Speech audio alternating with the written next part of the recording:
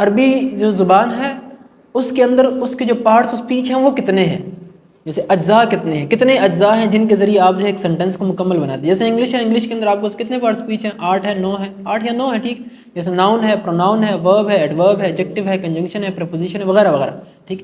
تو عربی زبان کے اندر اب یہ ناؤن، پروناؤن، ورب انہی سب سے مل کر آپ سینٹینس بناتے ہیں نا. ان کو نکالنے سینٹینس نہیں بن سکتا. یہ پارٹس آف اسپیچ ہیں، مطلب اسپیچ کے حصے.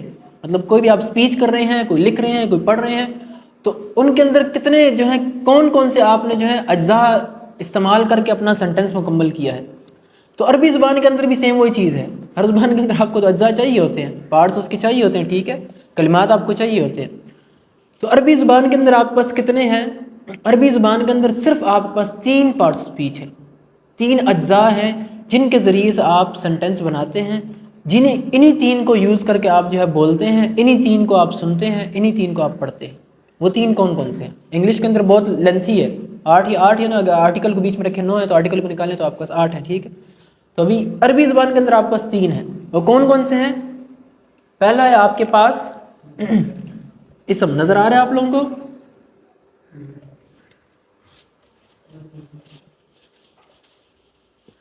چلیے یہاں پہ کر لیتے ہیں. پہلا آپ کے پاس ہے اسم، دوسرا آپ کے پاس ہے جی فعل، تیسرا آپ کے پاس ہے جی حرف. بس صرف یہ 3 ہیں، اس کے علاوہ عربی کے اندر اور کوئی نہیں ہے، اور کوئی پارٹس ہے نہیں اس کے اندر پارٹ اس کا، صرف یہ 3 ہیں. اب ان تینوں کو آپ کیچ کر لیں تو انشاءاللہ سے آپ کی گرامر بہت اچھی ہو جائے گی. اب یہ 3 اصل میں ہیں کیا؟ اسم کس کو کہتے ہیں، فعل کس کو کہتے ہیں، حرف کس کو کہتے ہیں؟ اردو کے اندر آپ نے پڑھا ہے، ابھی ذرا ادھر بھی آپ دیکھ لیں. اسم کہتے ہیں کسی بھی چیز کا نام. جیسے ناؤن ہے آپ کے پاس انگلش میں، noun is the name of any thing. اسم کسی بھی چیز کا نام جو ہے، کسی بھی چیز کا نام ہو، بس نام ہو تو اس کو اسم کہتے ہیں. لیکن شرط اس کے اندر کیا ہوگی کہ اسم کے اندر آپ کے پاس زمانہ نہیں پایا جائے گا. اسم کے اندر آپ یہ نہیں کہہ سکتے کہ یار یہ پاسٹ کی بات ہے، ماضی کی بات ہے، پریزنٹ کی بات ہے، فیوچر کی بات ہے. اسم بس اسم از the name of any thing. اب یہ قلم ہے آپ کے پاس تو اس کا نام ہے نا، زمانے کے اعتبار سے ہم بات نہیں کر رہے. تو قلم ہے تو اسم ہے آپ کے پاس. اب میں یہ نہیں کہہ رہا کہ یار قلم ماضی میں ہے، حال میں ہے، یا آپ کے پاس مستقبل کے اندر ہے. بس قلم قلم ہے، نام ہے کس چیز کا.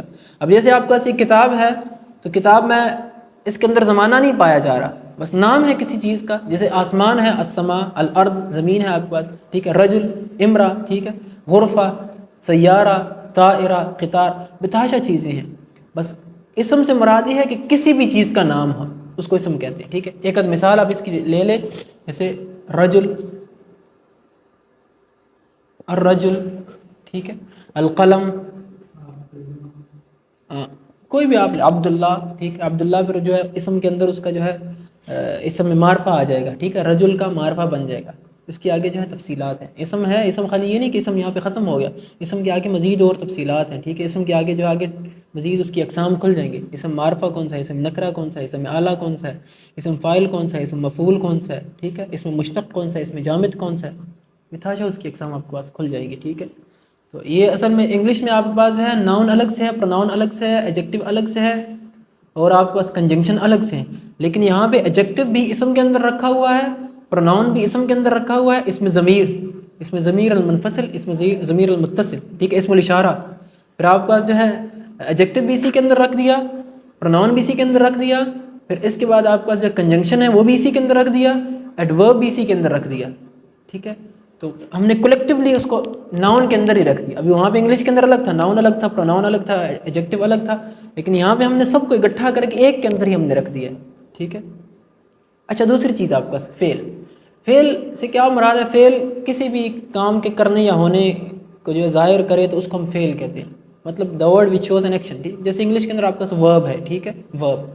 تو کوئی بھی ایسا لفظ جو کام کے کرنے یا ہونے کو ظاہر کرے اس کو ہم کہتے ہیں فعل، ٹھیک. اب فعل عربی زبان کے اندر آپ کے پاس ہر زبان میں فعل کی کتنے اقسام ہوتی ہیں؟ 3 ہوتی ہیں نا. لیکن عربی زبان کے اندر ہم نے 2 کے اندر، 3 کے اندر نہیں رکھا، 2 کے اندر ہم نے رکھ دیا. فعل مطلب جب کوئی کام ہو رہا ہے تو وہ یا تو ماضی کے اندر ہو رہا ہے، ہوا ہوگا، یا حال کے اندر بھی ہو رہا ہے، یا مستقبل کے اندر ہوگا، ٹھیک ہے. اس طرح ہم اردو کے اندر کہتے ہیں ماضی، حال اور مستقبل، انگلش کے اندر پاسٹ، پریزنٹ اینڈ فیوچر.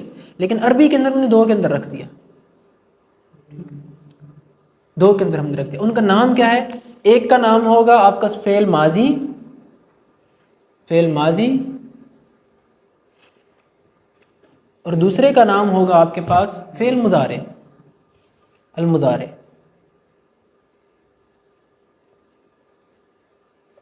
فعل مضارع۔ اب فعل ماضی کیا ہے؟ نام سے آپ کو پتہ چل رہا ہے کہ ایسا فعل جو ماضی کے اندر کوئی کام ہوا ہے اس کے اوپر دلالت کرے، اس کو ہم کہتے ہیں فعل ماضی۔ ایسا فعل جو ماضی میں کوئی کام ہوا ہے اس کے اوپر دلالت کرے، مطلب اس کے بارے میں آپ کو آگاہی فراہم کرے کہ یہ کام کل ہوا ہے، پرسوں ہوا ہے، 1 سال پہلے ہوا، 1 سیکنڈ پہلے ہوا ہے، مطلب ماضی ہو گیا نا۔ تو ایسا فعل جو ماضی میں ہوئے کسی کام کے اوپر آپ کے پاس دلالت کرے تو اس کو ہم کہتے ہیں فعل ماضی۔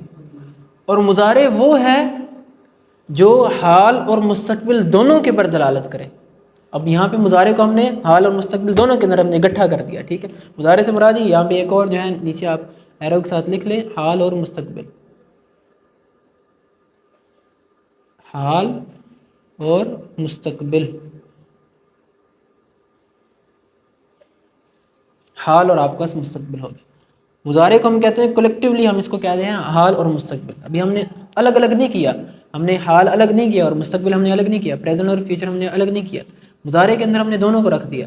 مطلب ایسا فعل جو حال اور مستقبل کے اوپر دلالت کرے اس کو ہم کہتے ہیں فعل مضارع۔ اب کیسے آپ کو پتہ چلے گا کہ یہ جو فعل ہے اس کی کچھ علامات ہیں مضارع کی؟ یہ جو فعل ہے آپ کے پاس جو ہے حال میں کسی کام کے ہونے کو ظاہر کر رہا ہے یا مستقبل میں ہونے کو ظاہر کر رہا ہے، وہ آپ کانٹیکسٹ کے اندر دیکھیں گے، ٹھیک ہے، سیاق کے اندر دیکھیں گے، وہاں پہ اس کا میننگ کیا آ رہا ہے، حال کے اوپر میننگ دے رہا ہے یا مستقبل کے اوپر میننگ دے رہا ہے، تو کانٹیکسٹ کے اندر سے آپ کو پتہ چل جائے گا، ٹھیک ہے۔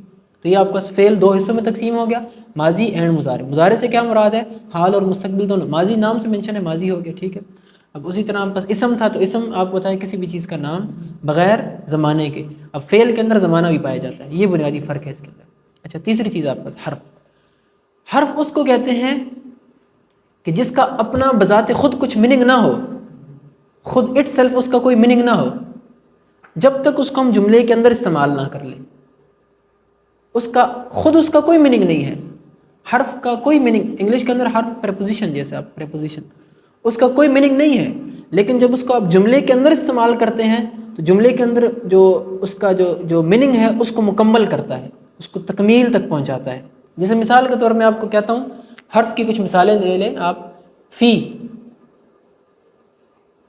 فی، اب فی اکیلا میں فی کرتا رہوں تو فی اس کا کوئی میننگ نہیں ہے۔ اب ایک اور میں کہتا ہوں علا، علا، اب اکیلا میں علا کرتا رہوں تو اس کا کوئی میننگ نہیں ہے۔